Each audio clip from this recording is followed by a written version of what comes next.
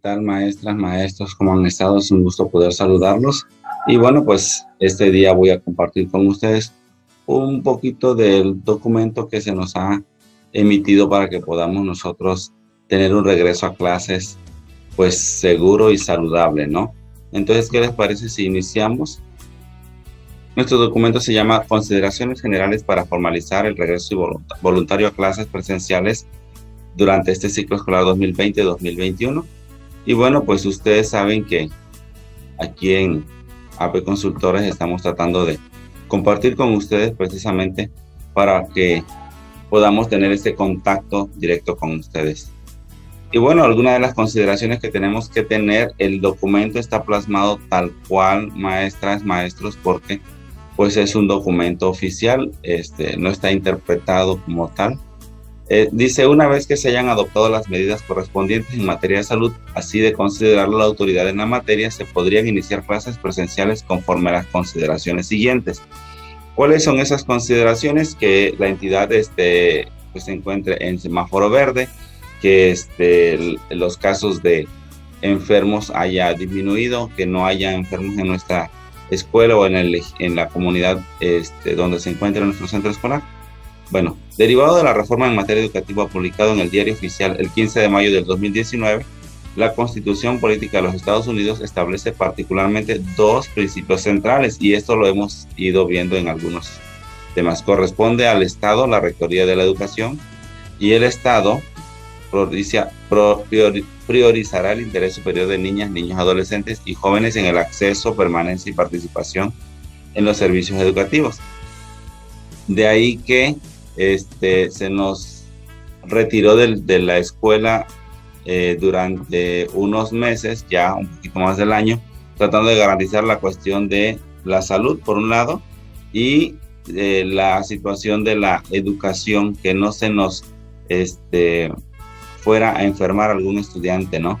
Por un lado. Y otra, que los muchachos, nuestros estudiantes, nuestros alumnos, alumnas, continuaran con su proceso de formación, con objeto de garantizar el derecho a la educación durante la contingencia sanitaria por el virus SARS-CoV-2. Para finalizar el ciclo escolar 2020-2021 resulta fundamental establecer reglas específicas, dice. Estas reglas específicas deberán orientar a las autoridades educativas locales, federales, este apoyo, de tal forma que se pueda garantizar el servicio educativo. Entonces, la idea aquí es que cada región y entidad federativa debe de responder a una realidad distinta. Siempre hemos dicho que nuestro sistema educativo nacional se encuentra en una región pluricultural, por lo tanto, cada una es distinta a las demás, pero se tiene que tener consideración precisamente de este tipo de casos. Se deben de implementar las medidas correspondientes para que, con el debido cuidado, continúe el servicio público educativo en el marco de lo indicado por las autoridades sanitarias, con objeto de privilegiar la vida y beneficiar la comunidad escolar, así como detectar y dar atención a los casos de abandono escolar. De ahí que constantemente estamos nosotros informando si hay algún estudiante que se está quedando fuera, ¿no? Porque la idea es esa, que nadie se quede fuera. El servicio público educativo debe continuar mediante el esfuerzo coordinado de todas y todos los actores sociales involucrados. De ahí que surgen la necesidad de crear programas. En este caso, el Sistema Educativo Nacional lo hizo a través del programa Aprende en Casa, que, como bien conocen ustedes, se proyecta diariamente durante todo el día y en horarios específicos para cada grado, para cada nivel educativo. Sin embargo, también es de conocimiento de todos que no es posible que llegue a todos los alumnos y todas las alumnas de todo el país. Y Aprende en Casa, pues ha dado la posibilidad de aprender de manera interactiva, en el sentido de poder estar al tanto. Este programa hace factible continuar el aprendizaje de carácter equitativo a través de la asistencia a clases presenciales, la presencia en comunidades más apartadas y el uso de medios auxiliares como los libros de texto gratuito, la televisión, la radio e internet a través de una plataforma. Pero les decía, no todos tienen acceso a este programa, por lo tanto, los docentes, las docentes los directivos nos hemos preocupado por hacer llegar a cada uno de nuestros estudiantes, pues, el, el, el material necesario para que nuestros jóvenes continúen estudiando y continúen con su formación. Dice que resulta necesario e indispensable seguir cumpliendo con el servicio público educativo como un derecho humano fundamental que trasciende en la vida de cada persona, adecuando claramente ante las condiciones de fuerza mayor. Pasa como cuando tenemos estudiantes que no pueden acudir a la escuela por alguna situación. Personalmente, en el centro escolar donde me encuentro, tratamos de, cuando hay una situación ajena a la escuela, a los docentes, pero que nos permite que nuestros estudiantes continúen en la escuela, tratamos de hacer el trabajo y de llevarles a ellos, a veces hasta sus hogares, las actividades, visitarlos, porque es parte, es su derecho, ¿no? Porque recuerden ustedes que este plan tiene que ver precisamente con esta cuestión de que le llegue la educación a todos sin distinción alguna.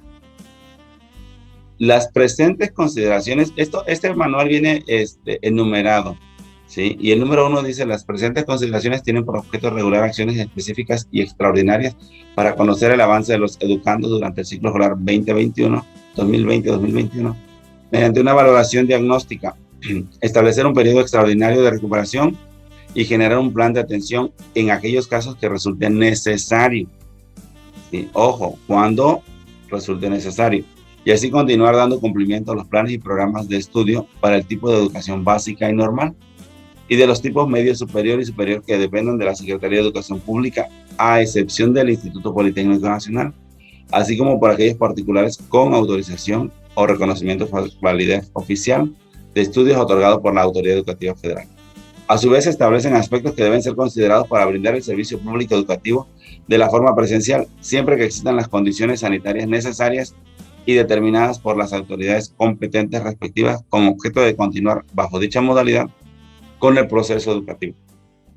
Aquí hay que recalcar que lo importante es que el proceso educativo esté constante, esté continuo, ¿sí? Que nuestros estudiantes no dejen de estudiar, no dejen de prepararse, y que incluso nosotros docentes tampoco corramos riesgo alguno, ¿no? Los padres y madres de familia o tutores educandos, fíjense, en el numeral número 2 es importante, maestras, maestros, que conozcamos esta parte. Los padres y madres de familia o tutores y educandos, tratándose de mayores de edad en su caso, deberán anotar su nombre y firmar una carta responsiva y entregarla a las autoridades de la escuela que corresponda. Esta carta debe contener algunos datos, ¿sí? Y deben de ser cuando menos la fecha en tiempo actualizado, ¿eh? Eso tiene que estar constante. Los datos del educando, la escuela donde cursa sus estudios, la conformidad de que sus hijas, hijos o pupilos se encuentren de forma presencial y bajo protesta de decir verdad, que verificaron diariamente que no presentan ningún síntoma relacionado con el virus SARS-CoV-2, tal como puede ser tos, fiebre, dolor de cabeza, agotamiento o cansancio, dificultad de respiración, entre otros señalados por las autoridades sanitarias. Es decir, yo, padre de familia, voy a llevar a mi hijo o a mi hija a la escuela donde él o ella estudia, y tengo que estar firmando constantemente esta carta, este documento, donde yo le informo a las autoridades escolares que quiero que mi hija o mi hijo estén de manera presencial. Sin embargo, tengo que también informarles a ellos que he estado observándolos, de tal forma que si encuentro en alguno de los días que mi hijo o mi hija tiene tos, tiene fiebre, tiene dolor de cabeza, se ve agotada o agotado o presenta cansancio, dificultad para respirar, entonces no acudirá a la escuela, de tal forma que se garantice la salud de mi hijo, de mi hija y de sus compañeros, porque esa es la idea. Esta carta deberá ser entregada desde el momento que existieran las condiciones para brindar el servicio presencial. Es decir, Una vez que la entidad federativa se encuentre en verde, que haya el menor casos posibles de contagio, la menor posibilidad de contagio, pues entonces podrá haber un acuerdo entre padres, madres, tutores, escuela para el regreso a clases, ¿sí? Y cuando esto suceda, entonces tendrán los padres de familia que firmar, los padres, madres o tutores, dice. En el caso, nosotros no tenemos estudiantes mayores de edad, entonces no tendríamos problema en ese sentido, pero sí las madres, padres o tutores. Esta carta deberá ser entregada cuando existan las condiciones, dice, para el caso de las escuelas públicas del tipo básico, preescolar, primaria y secundaria, bueno, y educación inicial.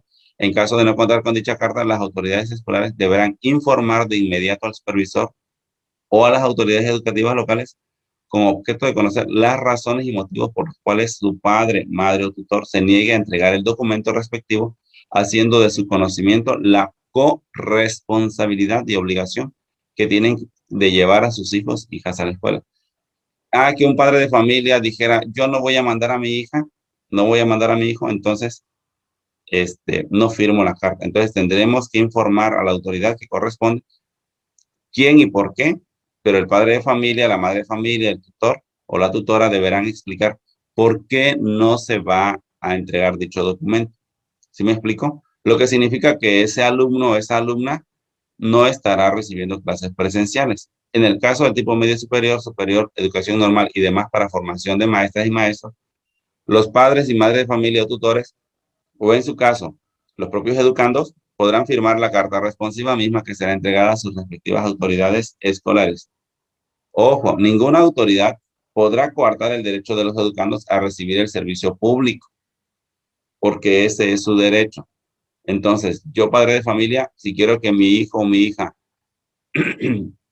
reciba clases presenciales, bueno, pues hago mi carta. Si no quiero que reciba clases presenciales, no entrego la carta, no la firmo, pero tengo que explicar por qué yo, padre de familia, no quiero que mi hijo o mi hija asistan presencialmente a la escuela y el docente al director, el director a quien corresponda para que se tenga del conocimiento el por qué ese estudiante o esa estudiante no van a asistir a clases. En el numeral número 3, válgase la redundancia, ¿no? En el numeral 3, para garantizar la seguridad e higiene de todos los educandos y docentes, se señalan las siguientes 9 intervenciones, que estas las conocemos ya desde el año pasado. Estas 9 intervenciones que aseguren el bienestar de la comunidad escolar no es en beneficio de uno o de dos o de tres, es de toda la comunidad escolar, ¿sí? Y entonces el número 1 nos dice que se activarán los comités comité participativos de salud escolar, los CEPSE. Estos, ¿de quiénes, de dónde van a emerger estos comités? Bueno, pues van a emerger del apoyo de padres, madres, tutores, y docentes. En las escuelas públicas y privadas de educación básica, estos se van a encargar de la sanitización, de mantener limpia la escuela, tanto general como rutinaria. Es decir, yo soy padre de familia, y mi hija o mi hijo van a asistir al sistema presencial, entonces debo de asumir que en algún momento me va a tocar hacer limpieza de la escuela y si no todos los días, pero en la escuela deben de haber algunos padres para que la escuela se mantenga limpia constantemente, ¿sí? Además, dice que debo de promover, este comité deberá promover los 3 filtros de corresponsabilidad. No se olviden que esto es corresponsabilidad. El primero es en la casa, pero ¿qué pasa? Hemos observado cuando vamos a dejar tarea que resulta que llega un niño con gripita, llega un niño con que le duele la cabeza y pasa que a veces los papás no somos observadores. Entonces, el primer filtro es en la casa. Si yo, padre de familia, soy responsable y veo que mi hijo no anda bien, pues no lo dejo irse. No lo dejo irse porque se va a poner más mal en el camino, le puede pasar algo, se puede enfermar de otras cosas y además va a contagiar. El segundo filtro va a estar a la entrada de la escuela. Al entrar a la escuela, los alumnos deberán ser monitoreados, ¿sí? y el otro en el salón de clases. ¿Qué pasa? ¿Qué pasa si al entrar a la escuela el alumno presenta fiebre, por ejemplo? No se le va a regresar a su casa, sino que se le va dentro de la misma institución tener un espacio donde él o los alumnos que lleguen con algún síntoma estén en observación. Sí, mandar a llamar al padre, a la madre, a la tutora, al tutor, para que venga por él. Se tendrá en observación y si en el lapso del día se observa mejora, pues se podrá integrar. Pero si no, permanecerá aislado de la convivencia con sus compañeros, pero no se le eh, negará la entrada al aula, ¿no? Y se estará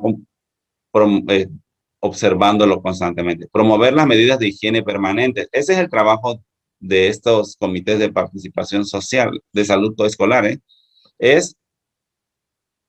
Se van a encargar de que la escuela esté limpia todos los días.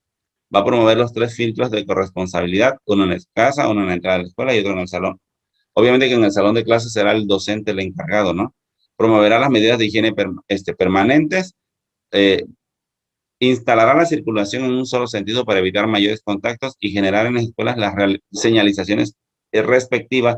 El uso de cubrebocas, bueno, ahorita vamos a ver las que siguen, ¿no? El número 2 dice garantizar el acceso a jabón y agua, o en su caso, gel antibacterial que elimine la presencia del virus SARS-CoV-2. Esto es corresponsabilidad de padres, madres y tutores.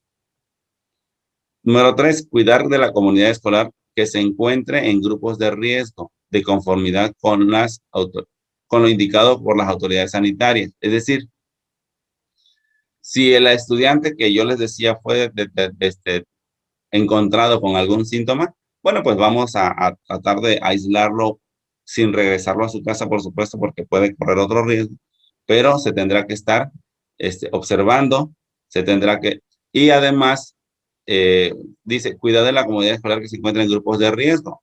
Pueden ser estudiantes que sufran alguna enfermedad congénita y que no pueden estar, por ejemplo, tenemos estudiantes que sufren asma, que sufren rinitis, que sufren algún tipo de alergia.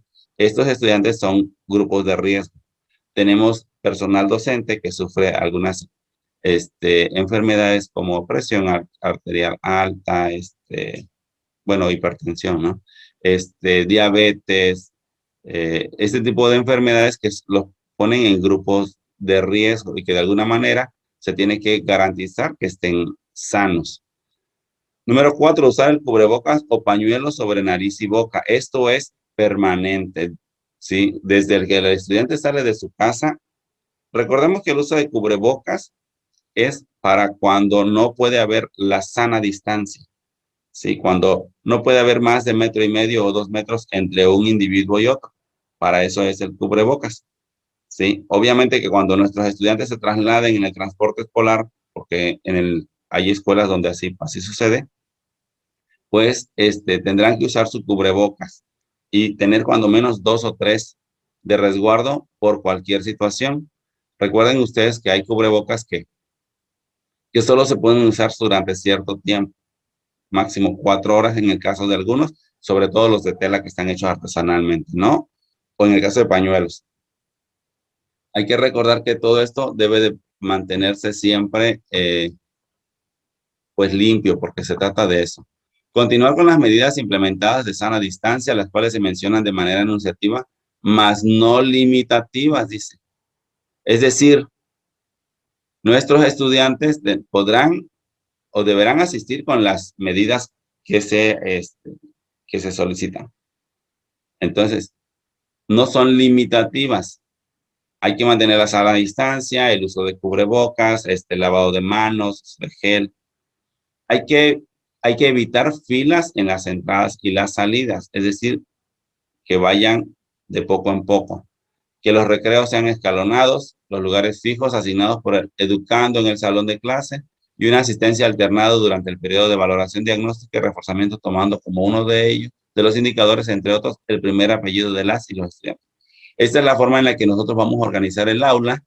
Es decir, yo docente de primero A voy a tomar en cuenta, entre algunas otras cosas, el apellido de las y los estudiantes para poder determinar quiénes van el lunes quién es el martes, quién es nuevamente el miércoles, quién es el jueves y quién es el viernes, porque voy a hacer un diagnóstico y con base en ello, el día viernes, ahorita lo vamos a ver aquí más adelante, dice 6, maximizar el uso de espacios abiertos, es decir, si en nuestras escuelas tenemos la posibilidad de canchas techadas, bueno, aprovechar esos espacios.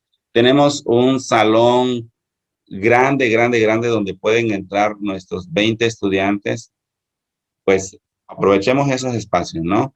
Tenemos un árbol grande que nos permite, pues tener las clases durante el tiempo que se haga, que se vayan a realizar, adelante, hay que aprovecharlo, porque la idea es eso, maximizar el uso de espacios abiertos de tal forma que los estudiantes, las estudiantes puedan no sentirse sofocados, ¿no? Recuerden ustedes que la idea es la salud. Número 7, suspender cualquier tipo de ceremonias o reuniones que aglomeren a la comunidad escolar.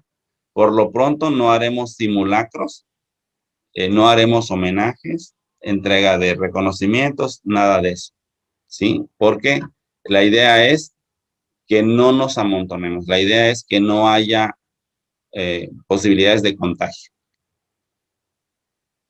8, desarrollar la detección temprana. En el caso de que se detecte alguna persona enferma del virus SARS-CoV-2, las autoridades escolares deberán tomar las previsiones necesarias con objeto de salvaguardar la integridad de la comunidad escolar, ¿sí? ¿Cuáles son algunas de esas acciones? Bueno, pues aislarlos, ¿sí? Pero no lo podemos regresar. También tenemos que cuidar, ojo más, en esta cuestión de, si observamos que un estudiante o una estudiante tienen alguno de los síntomas, lo vamos a aislar, pero vamos a tratar de evitar que haya acoso escolar, ¿sí? Porque entonces, recordemos que estamos en un proceso de educación inclusiva. Y esto también nos obliga a nosotros como docentes, de alguna forma, a poder tener conciencia de que lo que estamos haciendo puede generar algún tipo de acoso, ¿sí?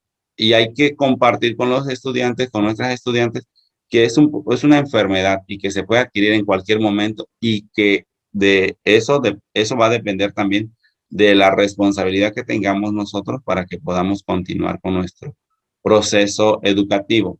Y finalmente, el número 9, promover el apoyo socioemocional para educandos y docentes, la cual podrá realizarse de la siguiente manera. Inciso A, previo el inicio del ciclo escolar, la sensibilización, confianza y comunicación. Esa será nuestra tarea, maestros. Inciso B, los primeros días de clases, el reconocimiento de emociones, compartir experiencias, un espacio seguro, la rutina y la conexión social y evitar el estigma. Es decir, señalar. Sí, es lo que les decía, evitar señalar.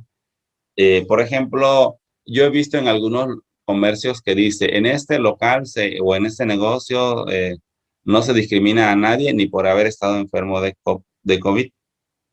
Lo mismo tendríamos que hacer nosotros. Seguramente, dentro de nuestros estudiantes, de nuestros alumnos o alumnas, encontraremos quien tuvo familiares enfermos, pero recordemos que la enfermedad tiene un lapso de tiempo, ¿sí? Y van a estar en el aula, van a estar en la escuela cuando ya no presenten síntomas. Inciso C, las primeras semanas de clase, bueno, promover la confianza, el apoyo socioemocional, el compromiso, la calma. Y finalmente, inciso D, durante todo el ciclo escolar, tenemos que tener contacto, no se refiere esto a contacto físico, ¿sí? Sino al contacto con el estudiante, con la estudiante y con sus familias para detectar si hay alguna situación, el monitoreo del autocuidado, la resiliencia. ¿Y qué es la resiliencia? Bueno, pues es esta capacidad de salir adelante, ¿sí? Después de algo, de que haya sucedido algo. Y nuestros estudiantes y nosotros, nuestros estudiantes y nosotros como docentes, pues tenemos que ver la forma de salir adelante a pesar de esta situación de epidemia, ¿no? Y los signos de alarma. Tenemos que tener durante el ciclo escolar esto, el contacto, monitoreo del autocuidado, la resiliencia y los signos de alarma. Y ustedes van a decir, sí, pero el ciclo escolar 2020-2021 ya está por terminar, sí. Pero viene el próximo ciclo escolar, el 2021-2022, y entonces, para el caso de Chiapas, que ya está en semáforo verde, ya hay en algunos lugares las condiciones Podemos decir que no tenemos en algunas escuelas agua corriente, algunos no tienen jabón, pero este es el compromiso que se tiene que asumir con los padres de familia.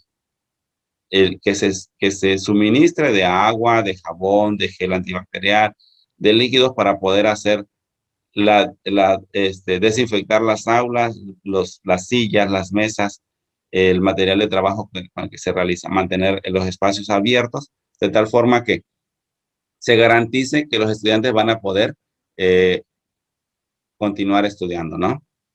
Lo dispuesto en el presente numeral será aplicable durante el tiempo requerido por las autoridades sanitarias, es decir, no porque ya el ciclo escolar 2020-2021 termine, ahí se acaba todo esto. No, esto continuará. ¿Recuerdan ustedes cuando se dio lo de la influenza H1N1? Bueno, cuando esto fue hace ya bastante tiempo y en el 2015, que un servidor llegó al centro de trabajo donde labora, me encuentro con que todavía las maestras usan gel, usan cloro, para la limpieza del aula, para la limpieza de los salones, de las mesas, de tal forma que nuestros estudiantes no se contaminen y se contagien, ¿sí? Aunque es una enfermedad que ya no está en el foco ahorita, pero que sigue latente. En el numeral 4 dice, el servicio público educativo presencial en las escuelas públicas de educación básica podrá brindarse de forma escalonada. Y este es el criterio. ¿Cómo vamos a nosotros? Recuerden que una de las condiciones era, como apoyo a nosotros, era el apellido. Es decir, puede ser que eh, si tengo 20 alumnos, puede ser que del 1 al 10 vayan el lunes y el miércoles, porque el lunes y miércoles irá la mitad del grupo de conformidad con el número de educandos inscritos en la escuela. Si tengo 40, pues tratar de que vayan 20. Pueden ser que vayan del 1 al 20 o ir intercalados los lunes y miércoles los pares y los martes y jueves los nones. Será el criterio que el centro escolar determine. Antes nos daban como el ejemplo, ¿no? Como el apoyo de, bueno, que vaya por apellido, a lo mejor si son 40, del 1 al 20. Y el viernes van a hacer cursos extraordinarios de recuperación conforme los planes de atención al rezago educativo. ¿Quiénes van a ir ahí? Los estudiantes o las estudiantes del día viernes, ellos irán 3 días a clases. Puede ser que sean martes, jueves y viernes o lunes, miércoles y viernes. Cuando hablábamos del estigma, del señalamiento, del acoso escolar, es también en esta otra parte, porque seguramente vamos a encontrar estudiantes que cuando se dio esta cuestión de la a distancia, se estresaron y dijeron, es que no quiero, ya no quiero seguir. Entonces hubo un poquito de rezago en su proceso y será nuestra tarea como institución escolar apoyarlo. Lo anterior está sujeto a que así lo determine el Consejo Técnico Escolar de cada escuela, por lo que solo es propositivo. Y en todo caso podrán asistir de forma regular los educandos, siempre que existan las condiciones sanitarias correspondientes de acuerdo al contexto. Si en alguna escuela tienen 15 alumnos y dicen, bueno, pero tengo el espacio suficiente para que los 15 vengan, bueno, adelante. Si tienen el espacio para que los 15 estudiantes asistan, pues aquí dice que esto es propositivo. Recuerden ustedes que cuando se nos da la cuestión de la propuesta, el consejo escolar es el que va a determinar cómo se va a realizar la actividad. Número 5, las autoridades educativas locales establecerán un sistema de seguimiento y apoyo para educandos en educación preescolar, primaria y secundaria, con el objetivo de procurar su permanencia y continuidad académica. Esto surge porque ustedes han escuchado en las noticias que se está teniendo mucha deserción. Entonces, lo que se pretende es pues evitar que haya más, ¿no? Número 6, los educandos de educación básica cuyos padres, madres o tutores de forma voluntaria opten por renunciar al servicio presencial, estos serán incorporados a un programa de renivelación, el cual funcionará conforme a las normas de control escolar que emita la Dirección General de Acreditación, Incorporación y Revalidación de Estudios y que tendrá por objeto valorar los conocimientos del educando durante todo el periodo que se abstuvo de asistir a clases presenciales, para que a su regreso al ciclo escolar que corresponda sea incorporado al nivel o grado pertinente conforme a sus conocimientos y aprendizajes obtenidos. ¿Qué significa? Que si yo, padre de familia, no quiero que mi hijo o mi hija va a acudir a la escuela, a las clases presenciales, Bueno, pues se tendrá que identificar a ese estudiante y tener datos, pero no se le dejará de apoyar. Sí, dice, para efectos que se considere al educando en dicho programa, deberá ser inscrito a una escuela. Ah, yo no quiero que mi hijo o mi hija vaya a clases presenciales, entonces no lo voy a inscribir. Entonces ese estudiante, esa estudiante, ya se quedó fuera del sistema educativo. Yo, padre de familia, sé que no van a asistir a las clases presenciales, pero debo inscribirlo, ¿sí? Y manifestar por escrito que es su plena voluntad el dejar de asistir a clases presenciales. Igualmente deberá ser firmada por la madre, padre o tutor. Es la carta que les decía en un principio.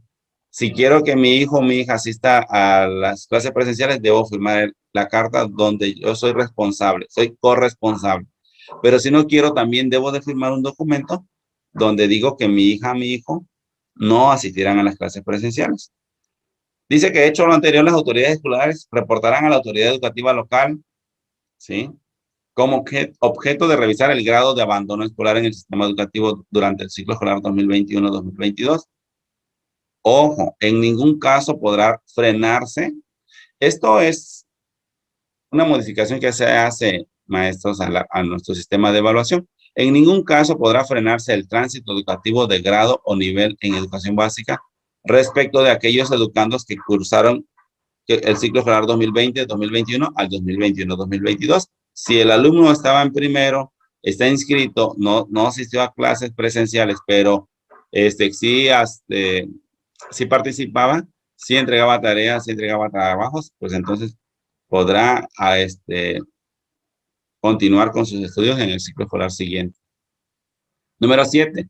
El Consejo Técnico Escolar, maestros, resolverá las cuestiones técnicas no previstas en el presente documento y que sean objetos de su competencia siempre y cuando bajo una interpretación que beneficie al máximo a los educandos. Entonces, será el Consejo Técnico quien observe, quien tome decisiones de acuerdo al contexto escolar particular del estudiante y del el contexto en el que nos encontremos. Número 8, en el caso de instituciones que impartan educación del tipo medio superior y que dependan de la Secretaría de Educación Pública, a excepción del Instituto Politécnico Nacional, deberán revisar el grado de abandono escolar y reportarlo a la Subsecretaría de Educación Media Superior o a la Secretaría de Educación Pública. Número 9. Las instituciones que impartan educación media superior podrán incrementar las opciones de regularización de asignaturas o módulos con criterios de calidad académica. ¿Sí? Les está dando también a ellos como el espacio para poder, de alguna forma, revalidar sin que ningún estudiante se quede fuera del proceso. Número 10. Las instituciones que impartan educación media superior podrán incrementar hasta 2 opciones más que las autoridades de acreditación ordinaria y extraordinaria de la unidad de aprendizaje curricular que ofrecen, además del recursamiento. Para ello deberán registrar durante los meses de julio a octubre del 2021 ante la autoridad educativa competente. Número 11. Las instituciones que imparten educación media superior podrán aplicar diversas disposiciones que favorezcan la formación integral de los educandos. En el caso nuestro, ya no aplica para nosotros esta información, sin embargo, no está de más conocerla. Número 12. Se autoriza un periodo de 6 meses, maestros, maestras, de dispensa para entregar el certificado de terminación de estudios del tipo básico a los educandos que están transitando de tercero de secundaria a la educación media superior. Este periodo, a su vez, podrá regularizar su condición académica si deben máximo 7 materias. Entonces, ¿qué pasa, maestras, maestros? Que luego resulta que los directores de los bachilleratos, de las preparatorias, ya requerimos tu certificado, ya requerimos tu certificado, y entonces el estudiante no sabe qué hacer, piensa que se va a quedar fuera. Sin embargo, dice aquí, se autoriza un periodo de 6 meses de dispensa para entregar el certificado de terminación de estudio del tipo básico. Es decir, el niño o la niña que va a entrar a la primaria tiene 6 meses para recibir su certificado de preescolar. El que va a entrar a la secundaria, que egresa de la primaria y entra a la secundaria, lo mismo. Es para que tengamos conocimiento los docentes y las docentes, los directivos, de tal forma que podamos nosotros tener como pues el espacio para que el estudiante no se sienta, la estudiante no se sientan excluidos, ¿no? Número 13. Los criterios de evaluación deberán considerar todos los elementos que tengan a su alcance los docentes para efectos de llevar a cabo una valoración integral, la cual será en todo momento para beneficio de los educandos. Ojo, maestras, maestros, aquí dice, deberán considerar todos los elementos, ¿sale? Para que podamos nosotros evaluar a nuestros estudiantes, el cual tendrá que ser en beneficio de ellos. Textualmente lo dice. Entonces, a veces los docentes consideramos que nuestros alumnos pues no han tenido la oportunidad, no han podido, o algunos no han querido por diversas situaciones. Y a veces podemos tomar decisiones que puedan afectarle, pero bueno, hay que estar consciente. Y finalmente el 14, la Subsecretaría de Educación Superior de la Secretaría de Educación Pública dará a conocer los lineamientos sanitarios que emita la autoridad competente en dicha materia para los planteles donde se imparta la educación normal. ¿Sí? La idea de esto es procurar la seguridad sanitaria de la comunidad académica, porque recuerden ustedes que ahora no, aunque se centra todo el proceso en el estudiante, también se revalora al docente. En el ámbito de su respectiva competencia, los comités de participación de salud escolar podrán adecuar los aspectos específicos a las condiciones de la propia comunidad. Es decir, si yo formo parte de este comité participativo de salud escolar, tenemos que ver la forma de que el centro escolar se encuentre apropiado para que los estudiantes puedan regresar a la escuela, puedan regresar al aula. ¿Sí? Y bueno, pues agradecerles a ustedes el tiempo por escucharnos, por estar con nosotros, y un servidor, Henry Suárez, estamos para compartir. Ojalá que este manual, esta estrategia, nos abra un poquito el panorama y veamos qué podemos hacer, qué podemos modificar.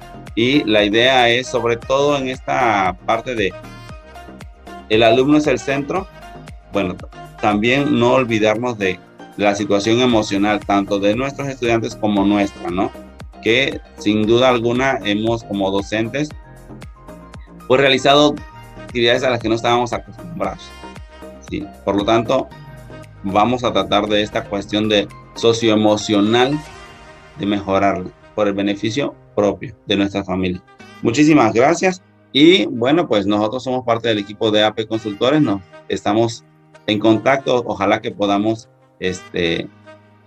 seguirles apoyando y que ustedes nos sigan en nuestras redes para que podamos construir una comunidad educativa de profesionalización.